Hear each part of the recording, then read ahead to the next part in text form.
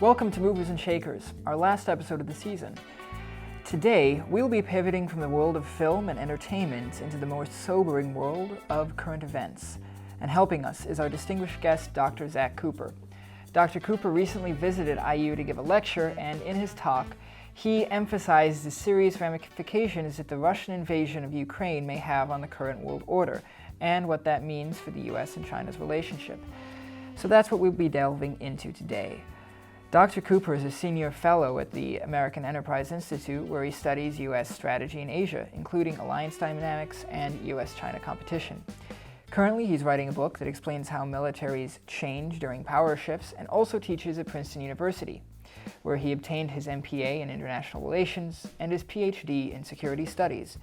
Dr. Cooper previously served as assistant to the Deputy National Security Advisor for Combating Terrorism at the National Security Council, and as a special assistant to the Principal Deputy Undersecretary of Defense for Policy at the Department of Defense. Dr. Cooper has been published in several academic journals, including International Security and Security Studies, and is the co-editor of 2 books on Japan. Dr. Cooper, thank you so much for coming on the show. Before we dive into what you've been studying lately, would you like to give a little background on yourself and how you came to be writing and studying these issues? Of course. Well, I had always been interested in national security issues, and I grew up in Washington, D.C. I grew up right next to the Central Intelligence Agency, so I guess you could say it was a little bit always in my blood to be working on national security issues. But spent a couple of years after college working at the Pentagon, and then a year working at the White House, and mostly not focused on what I work on now, which is mostly Asia related. But I knew at that time that I really thought that issues in Asia were important and fascinating.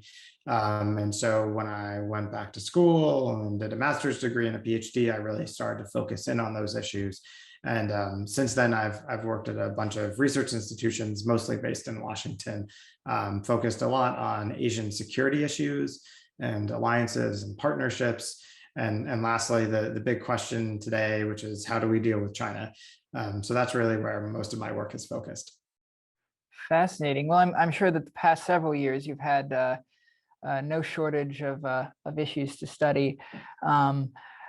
Yeah, so one of the things that I found interesting in the talk that you gave recently at IU was that you were talking about how China has aligned sort of on Russia with the current invasion in Ukraine, and how you were a little bit surprised about the extent to which they were doing that as a strategic matter. Would you care to elaborate a little bit more on why that is? If you go back just 6 months, I think most Americans who focus on China would have been pretty surprised to see China lining up so tightly with Russia on an issue that's likely to hurt China significantly over the long term, like Russia's invasion of Ukraine. I think for many of us, we would have thought this would be self-defeating. Not so much because it damages China's relationship with the United States, although that is the case, but mostly because it's damaging China's relationship with most of the key countries in Europe. And China had put a lot of time and effort into building these relationships. It had been trying to make an investment deal with Europe just about 18 months ago, and now that looks like it's completely hopeless as a result of China's backing of Russia. It had been engaging with much of Central and Eastern Europe through a group that it called the 16+1 arrangement. And again, that also looks like it's basically hopeless at this point.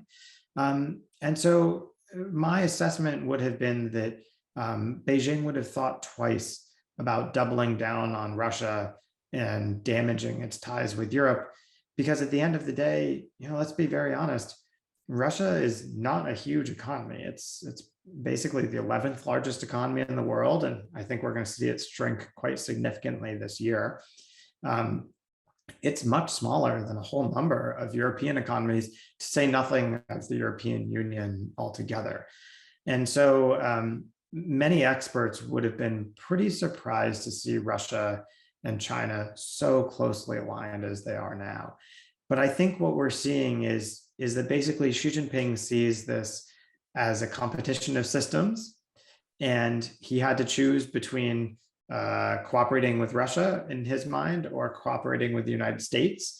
And the choice was clear. He was going to cooperate with Russia because he thinks that the US is really a competitor or maybe even an adversary. And the last thing he wants to do is weaken Russia, which is also competing with the United States and others to some degree. So I think this lesson is something that's really sunk in with a lot of Americans who studied China over the last few months, which is, look, when push comes to shove, this is probably the path that China is going to take. It's going to double down on other autocracies rather than siding with democracies, in part because it just sees its interests as more aligned with them than it sees them aligned with the leading democratic economies in the world. And I think that bodes ill for what's ahead of us. Mm-hmm. Do you think that, so it sounds like China has been acting sort of against its economic interests a little bit in doing this, at least its economic interests in Europe. Do you think they have any end game as far as Russia is concerned economically, aside from just siding with a country that they see as a fellow competitor to the US?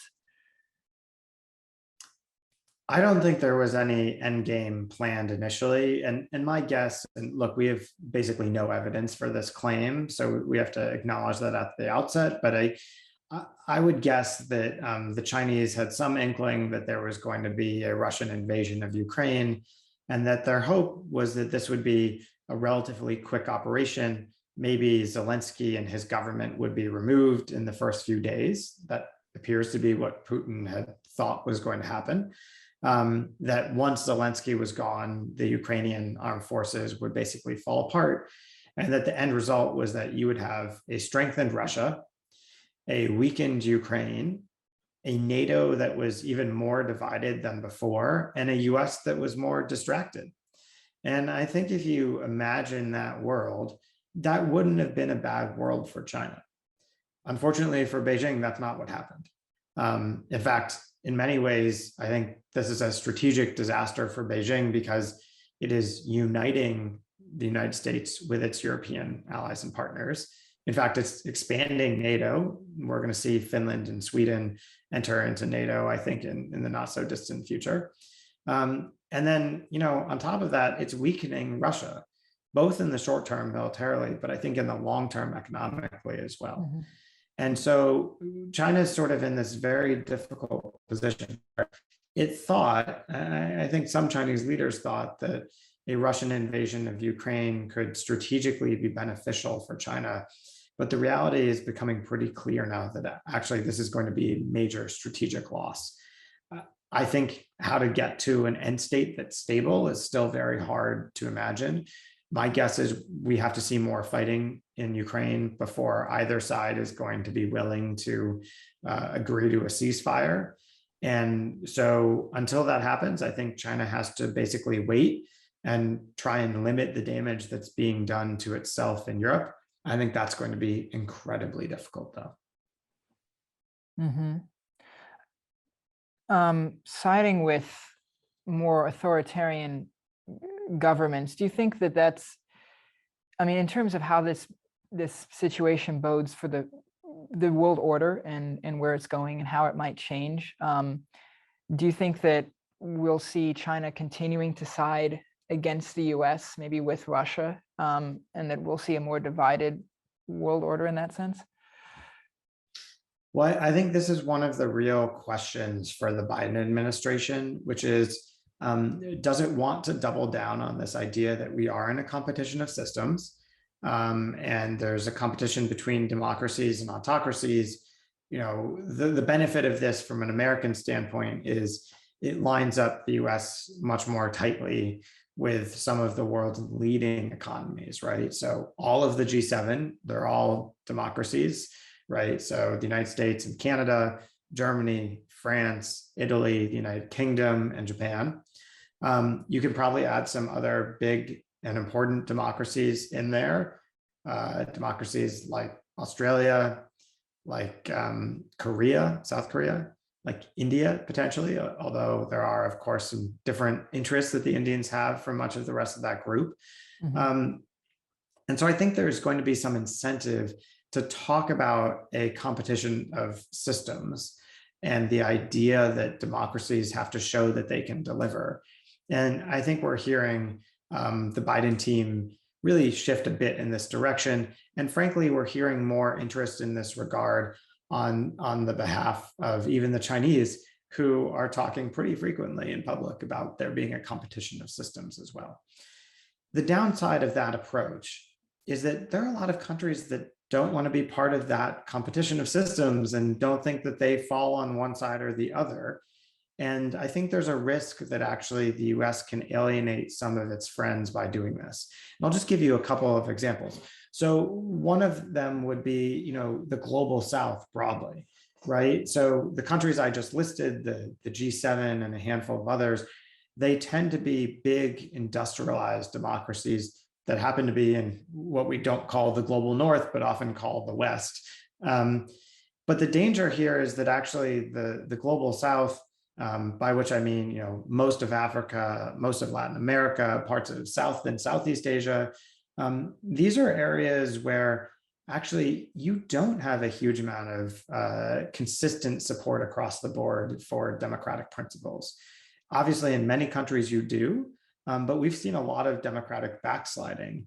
And so if you think about, for example, the Summit for Democracy, which was really supposed to embrace this idea of democracy as a core organizing principle, well, only 3 of the 10 members of the Association of Southeast Asian Nations were invited to that group.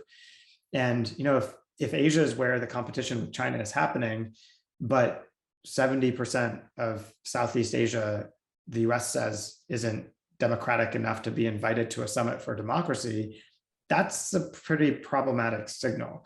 So I think this is a really difficult tension for the Biden administration.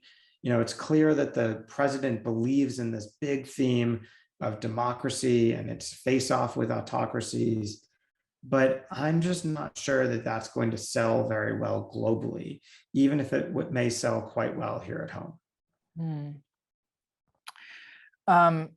So do you think that would open up the potential for conflict on a larger scale down the road with China, with Russia, and Europe perhaps, or with how concerned should we be that we're aggravating those tensions if we're doubling down on the narrative you were talking about? Well, my personal view is that actually the Chinese and Russians do see this as a competition of systems.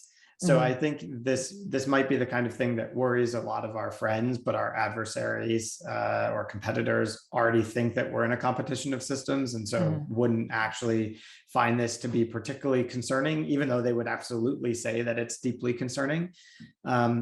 And we'll hear more about this most likely. Tony Blinken, the Secretary of State, is going to give a big speech on China on Thursday, and we'll see if this is one of the main focus areas. I think it may be. The real challenge here, though, in my view, is therefore not how Russia and China respond, because I do think that they're fairly ideological, more than they let on, and they think that we're in an ideological conflict to some degree already. I think that the areas that are more ripe for conflict are territorial disputes. Like, for example, what's happened in Ukraine, right? I mean, there shouldn't be a territorial dispute there. It's pretty clear that there's no clear claim that Russia should have to Ukrainian territory, and that hasn't stopped Russia from its operations and invasion. And I would worry on the China front. China actually still has a lot of border disputes, right? It shares a border with something like 14 different countries. It includes a border dispute that has included some significant fighting in recent years with India, mostly along the Himalayan mountains. It includes a border dispute with a whole bunch of countries more on the maritime side. So Japan in the East China Sea, obviously a dispute about Taiwan, a dispute about the Paracel Islands with Vietnam and others, a dispute about the Spratly Islands with the Philippines and a number of other countries. At the end of the day, I think those are the areas that are more ripe for conflict. And the one that I really worry about the most as a potentially serious escalation is Taiwan. That's the one area where I think China is incredibly committed. It has a real willingness potentially to use force.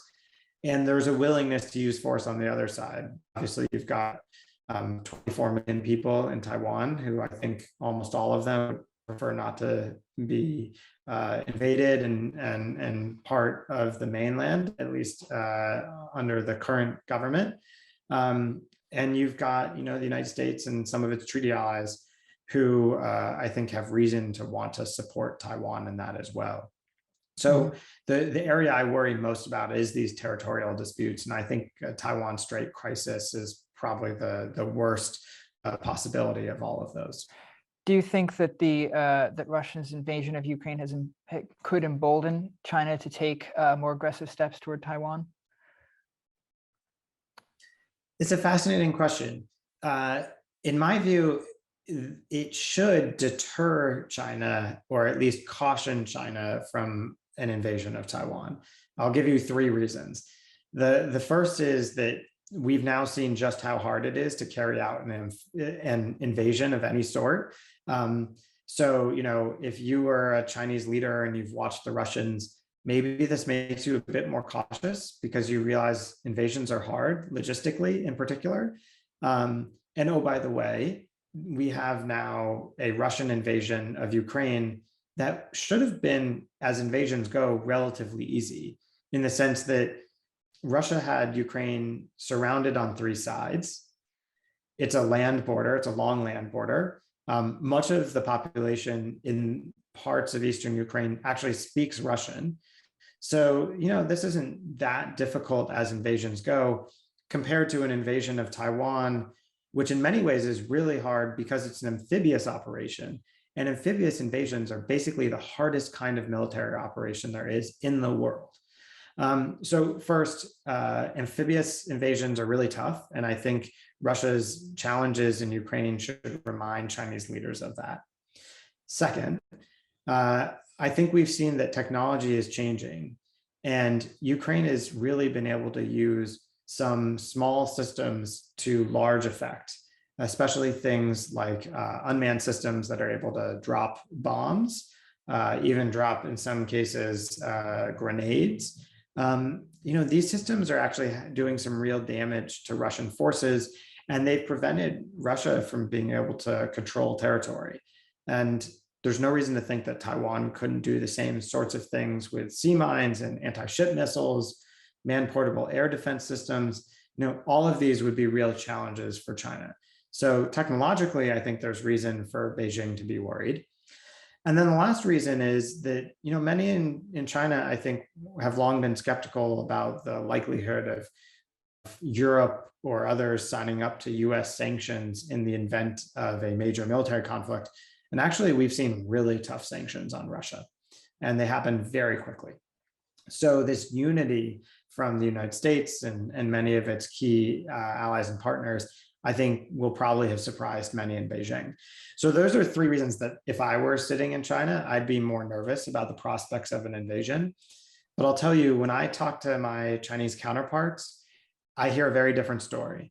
Again, 3 things that they'll say. First, Ukraine has convinced many in China that the US is not going to fight for a country that's not a treaty ally. Taiwan is not a formal treaty ally. And in fact, the US doesn't say formally that it's a country on its own. And so, many Chinese will say, look, if the US won't fight for Ukraine, it definitely won't fight for Taiwan. A second argument I hear is that, look, the US won't put the kind of sanctions on China that it put on Russia. China is just much larger and more deeply integrated into the global economy. And so Europe and Japan and Korea wouldn't be willing to go along with the type of sanctions we've seen implemented against Russia. And then the third issue is that many Chinese, I think, believe that actually the Chinese military is far more capable than the Russian military. And they may be right to some degree. But this creates, in my view, one of the classic international security risks, which is both sides are probably a bit too confident. I think many Chinese experts are confident that actually Ukraine might not really have much to do with Taiwan. And it might even show that the US isn't willing to fight over Taiwan. Whereas for many Americans, I think we're more confident that a Chinese invasion of Taiwan would be incredibly costly. And these kinds of misperceptions, I think, are incredibly dangerous. So it's really something that we have to focus on trying to manage. Dr. Cooper, I see that we're almost out of time, but I just want to thank you so much for coming on and giving your insight. You've given us a lot to think about. Of course. Well, this has just been fantastic. And thank you so much for having me. And it was great getting a chance to get to Bloomington a few weeks ago. So thank you for having me on. Yeah, and if people want to find out more about you and your work and your writings, where can they go? So you can go onto our website, the American Enterprise Institute, aei.org. And then the other place is I also co-direct a project called the Alliance for Securing Democracy. And you can look us up on the web as well. Please take a look at some of the work we do. We're really proud of a lot of it. So thanks so much for the chance to talk to you a little bit about some of the things we're thinking about. Yeah, it seems like we've only grazed the surface, but you've given us plenty of insight. It's a really fascinating, evolving issue, and I, for one, will be following your writings and those of your colleagues to see your analysis and your input and help us understand what the heck is going on. So thank you for that. Thanks again. Well, I hope that you enjoyed our discussion with Dr. Cooper. These are fascinating and very complex issues, and it's really good to have someone who studies this stuff for a living to help us parse out all the noise and figure out what's really going on. Well, that's our show, and I just want to thank you so much for watching the episode and for sticking with us this season. Hopefully we will be back in the fall, movers and shakers, with more stimulating conversation. Until then, I'm Robert Mack, and have a great summer.